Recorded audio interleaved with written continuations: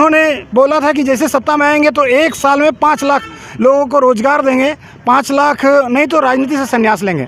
ना रोज़गार दिया ना संन्यास लिया। जेपीएससी में जो है करप्शन है सुधार उसमें करे और उम्र सीमा में छूट देकर सरकार जो है आगे नियुक्ति को आगे बढ़ाए। इसमें जाति धर्म के आधार पर, इसे भाषा के आधार पर झारखंड को बांट दिया गया है। कुछ ही विधायक बेरोजगारी के ऊपर वहाँ पे मुद्दों को रख पाए और बाकी सारे विधायकों ने वहाँ पे धर्म का एकदम नंगा नाच नाचा। वहाँ पे धर्म का जो खट्टा मीठा चूरन खा करके पक्ष और विपक्ष ने विधानसभा में ही गोबर कर दिया।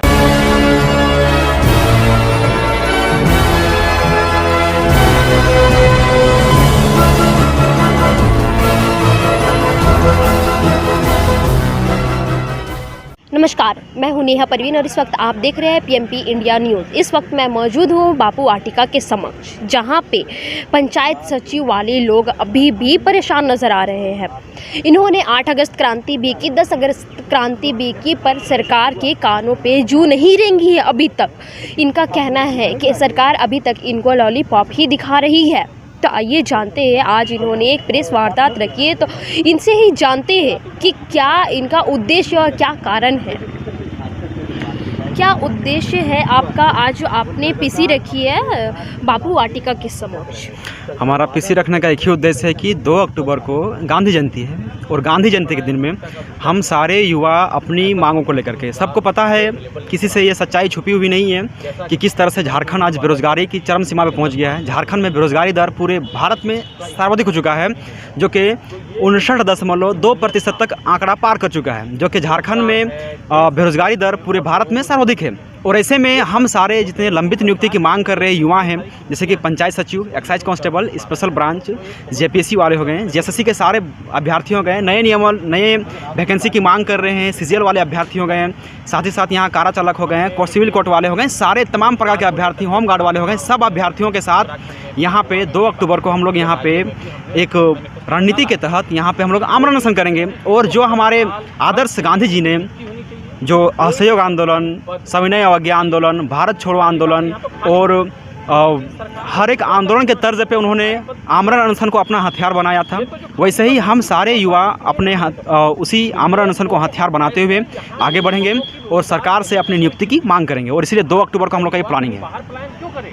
आपने 10 अगस्त क्रांति भी किया था, 8 अगस्त क्रांति भी किया था आप लोगों ने, तो उसमें सरकार आपको क्या आश्वासन दी थी? क्या कहा गया था आपको? उस वक्त भी सरकार आपकी बात नहीं मानी। क्या कहना चाहेंगे इस बारे में? बिल्कुल, उस बीच में सरकार, जो पक्ष और विपक्ष थे ना, दोनों हम लोग के पास आई थी और दोनों ने कहा था कि आपकी मांगों को मानसून सत्र में उठाया जाएगा और बेरोजगारी की जो दर झारखंड में बढ़ी हुई है, उन तमाम मांगों को मानसून सत्र में उठाया जाएगा।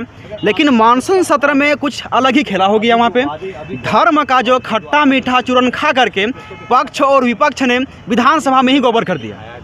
तो ऐसे में वहाँ बेरोजगारी की जो मांग थी वो पूरी तरह से दब गई। बेरोजगारी का जो असली मुद्दा था वो गायब हो गया। बेरोजगारी का जो असली वहाँ पे जो चर्चाएं होने वाली थी, वहाँ पे केवल बेरोजगारी के ऊपर सिर्फ हमारे यहाँ बगोदर के विधायक हैं, उसके बाद अम्बा प्रसाद जी हैं, कुछ ही विधायक बेरोजगारी के ऊपर वहाँ पे मुद्दों को रख पाए और बाकी सारे विधायकों ने वहाँ पे धर्म का एकदम नंगा नाच नाचा वहाँ पे।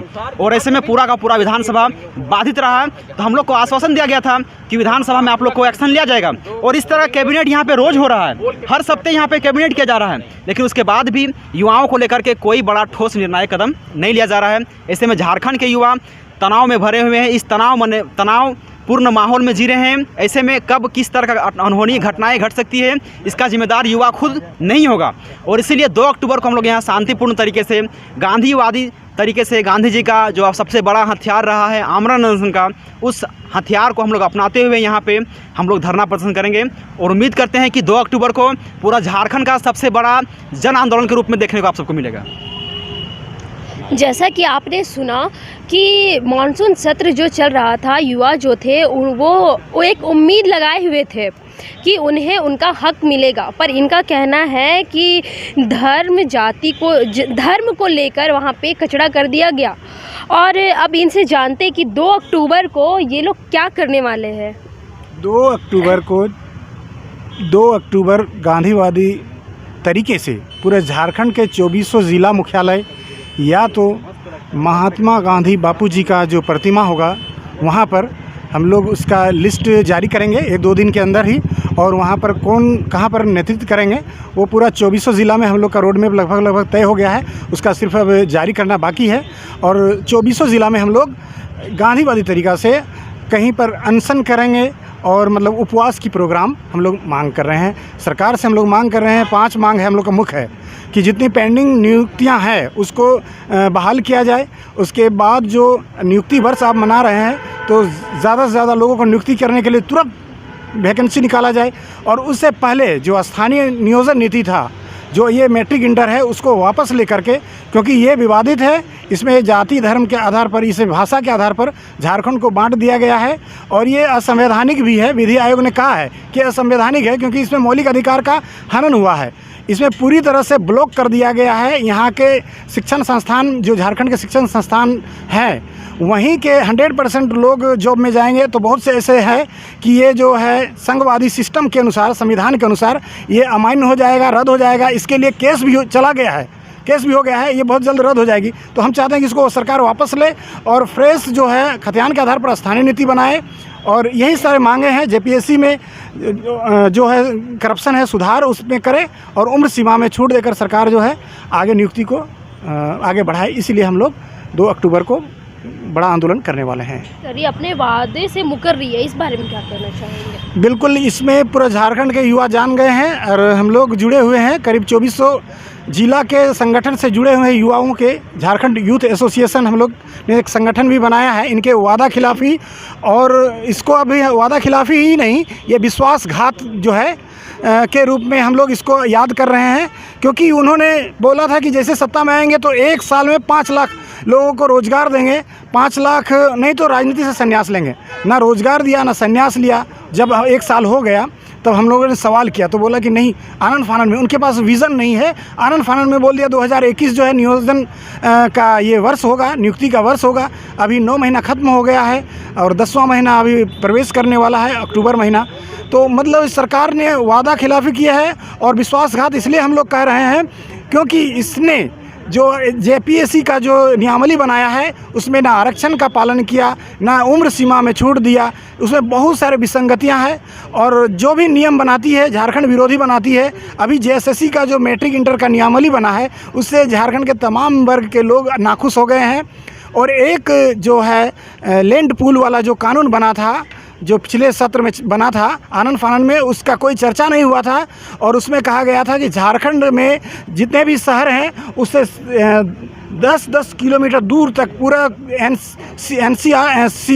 CNT एक्ट और SPT एक्ट को ख़त्म कर दिया जाएगा। यानी कि पूरे शहर में फिर से बाहरी लोगों को बसाने का यहाँ पर षड्यंत्र रचा जा रहा है।